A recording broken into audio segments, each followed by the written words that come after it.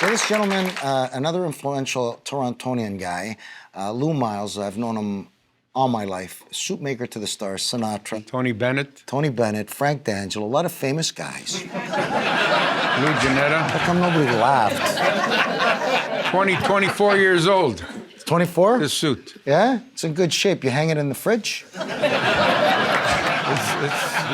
He's a character. He's amazing. I'm happy that we still have him with us, and he's going to be around a long time. He's got every bad habit known to mankind, but I love him. Give it up for Lou Myles.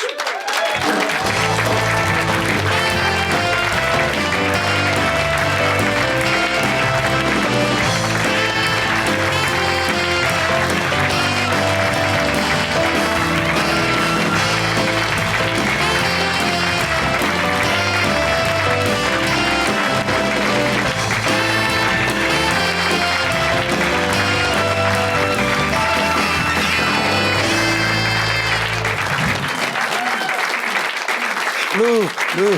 He's been nice to me today. The last time we were on the show, we had snow. And I went upstairs. Don't do this. Don't do that. Sit in the chair. Last time we had him on the show, we're upstairs, and he made a suit for Snow, the big rap star, right? And I said, so this is what I'm going to do. I'm going to say to you, Lou, to bring him out, you're going to introduce him. I'm going to give you a signal, and you're going to say Snow, the rap artist, because you made him a zoot suit, right? And you said, how many times you got to tell me? I got it. So in that show, we had Graham Greene, and we had Estella Werner, and we had Snow. It was actually our first show. And we brought you out for the first show and you made me a suit for that show. Yeah. Too much. So I said, I wish I could make you one now. I didn't say anything. I just said I wish I could make you one, that's all. So you're basically saying you don't like the suit. But anyways, that's not true. So I said to him, Lou, so you made a suit for a famous person, and you're supposed to say Snow. And what did you say? I don't know what I said. Ice. I probably said ice. Sir Lawrence Olivier. It took us 4, and I was giving him hints. Something with precipitation. Lawrence Olivier. Something that happens in the winter. Oh, my wife. I made her a nice coat. So you always look dapper. You're a great suit maker. You know how to measure a guy even before you measure him. You know what he should wear. Who was your favorite person that you made a suit for? Louis Janetta. So how many suits would Louis come in? 4, 5, 6 at a time, 1 at a time? What was he? Because he's not buying them anymore because he still got one from 24 years ago. And he's still got shoes from 1944. He put them in the fridge. He puts them in the fridge. We were busboys together in 1942. Is that true? Yeah. Was he a good busboy, or did he take off for a cigarette? Wait a minute.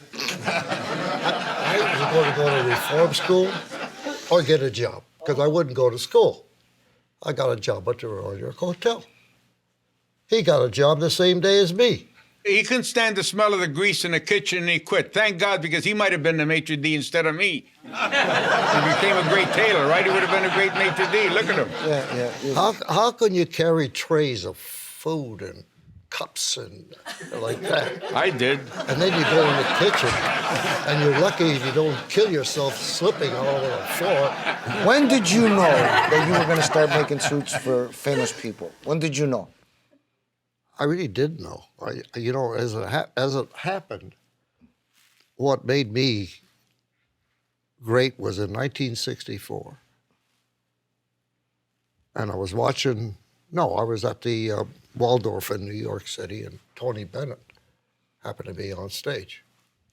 And he had a suit on that I fell in love with. I mean, it was just so beautiful. And I tried to copy that suit, and I went to so many supposedly designers and so on and so forth. Nobody could make it. I finally found an old tailor who made me that suit. And that suit just took off like wildfire. Lee Iacocca, Frank Sinatra. And Sinatra first thing he did when he came to Toronto, he came to see you. That's right. Where did these guys come from? How did they say, I'm going to get Lou Myles to make me a suit? Well, they heard about it. From who? From Was there all some kinds guy of yelling people that I around made LA suits for. and...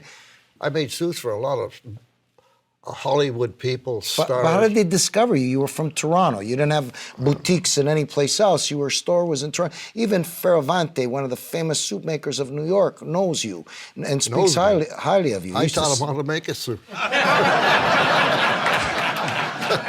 That's the truth. I'm not kidding. So let me tell you a quick story because we got to take a break, and I'm glad you came down.